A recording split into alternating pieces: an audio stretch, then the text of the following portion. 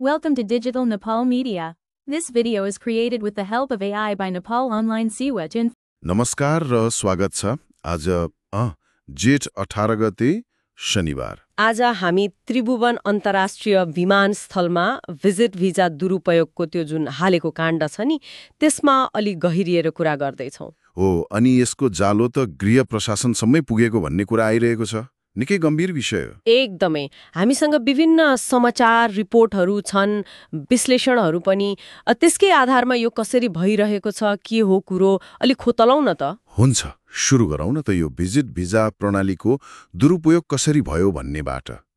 पहिला त नियम कडा बनाइयो होइन, आय देखाउनु पर्ने, यात्रा इतिहास चाहिने। हो, त्यो कडाई गरेपछि त जो मान्छे जसरी नै जान खोज्छ नि उनीहरूलाई समस्या भयो, अनि त्यसैले एउटा कालो बजारी जन्मायो के। कालो बजारी कस्तो खालको? अब स्रोतहरूले के भन्छन् भने 50,000 देखि लिएर 3-4 लाख रुपियाँसम्म। के 3-4 लाख? त्यस्तै सुनिन्छ। त्यो पैसा खुवाएपछि नियम सब एकातिर, कागजपत्र नक्कली बन्ने अनि उड्न पाइने। अनि यसमा त ठुलै सञ्जाल छ होला नि त, एक्लैले त सम्भव छैन होला। हो नि, म्यान पावर एजेन्ट, दलालहरू भए होइन, अनि नक्कली कागज बनाउने गिरोह, त्यसमाथि अध्यागमनका कर्मचारी, पुलिस, एयरलाइन्सका स्टाफसम्मको मेलेम्तो। बाप्रे, पुरै सेटिङमा चल्ने रहेछ। पैसा दिएपछि नो टेन्सन। त्यस्तै देखिन्छ। सेटिङ भन्ने शब्द नै चल्दो रहेछ। कतिसम्म भने दैनिक करोडौंको असुली हुन्छ भन्ने अनुमान पनि छ।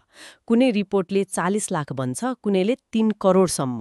3 करोड दैनिक? यो त अविश्वसनीय नै भयो। हो, र अझ डरलाग्दो कुरा के छ भने यो सङ्गठित मानव तस्करी जस्तो देखिन्छ। विशेष गरी महिलाहरूलाई खाडीतिर पठाउने, दुबई, ओमान ट्रान्जिट बनाएर।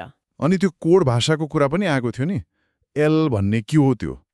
त्यो एल भनेको चाहिँ सेटिङ मिलाइएको यात्रु भनेर चिन्ने सङ्केत अरे। यसले त यो धन्दा कति भित्रसम्म, कति व्यवस्थित रूपमा चलेको रहेछ भन्ने प्रश्न हुन्छ नि। यही बीचमा अख्तियारले छापा मार्यो होइन त, जेठ 78 गतेतिर। हो, अख्तियार दुरुपयोग अनुसन्धान आयोगले। अनि विमानस्थल अध्यागमनका तत्कालीन प्रमुख तीर्थराज भट्टराई पक्राउ परे। त्यो पनि उनी मन्त्रालय सरुवा भएको भोलि पजे।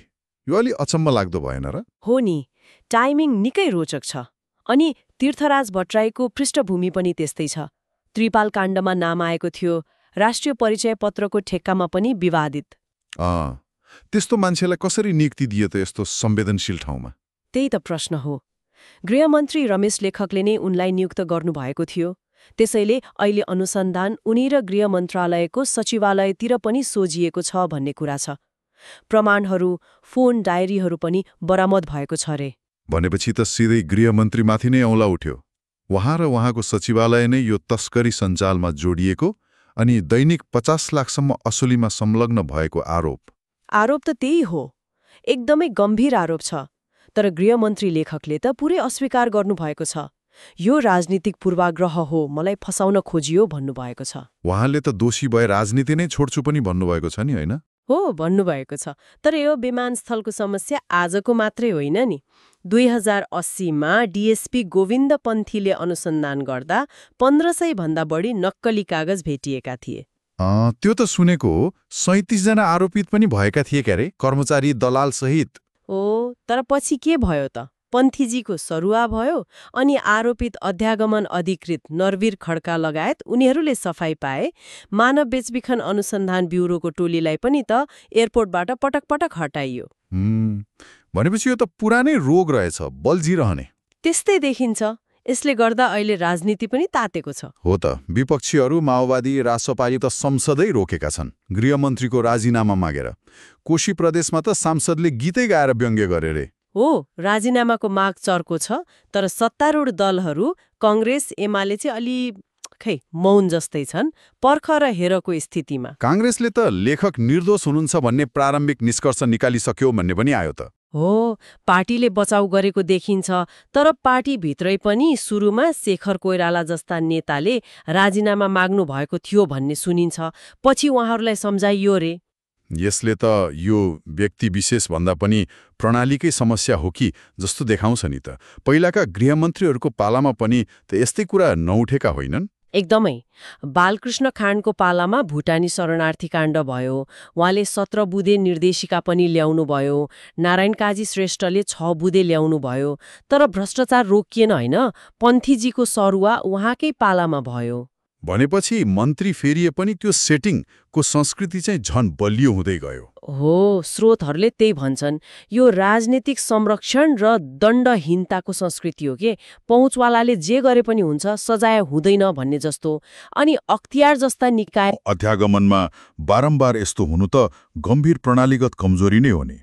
निश्चित रूपमा। अनि यसमा मान्छेहरूको प्रतिक्रिया कस्तो छ त? एकदमै आक्रोशित छन्। सामाजिक सञ्जाल हेर्ने हो भने व्यापक विरोध छ।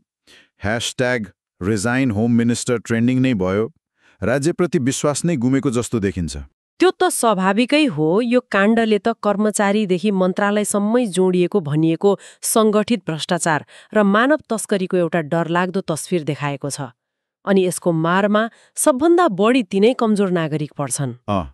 यी सबै घटनाक्रमले नेपालमा जवाफदेहिता कति कमजोर छ भन्ने फेरि एकपटक प्रश्न पारेको छ। हो, र यसले हामीलाई सोच्न बाध्य बनाउँछ। यो जुन वर्षौंदेखि जरा गाडेको भ्रष्टाचार र दण्डहीनताको चक्र छ नि, जसलाई यो विमानस्थल काण्डले फेरि सतहमा ल्याइदियो, यसलाई तोड्न र नागरिकको गुमेको विश्वास फर्काउन साँच्चीकै के चाहिँ गर्नुपर्ला? यो प्रश्नमाथि मनन गर्नु साँच्चीकै जरुरी देखिन्छ।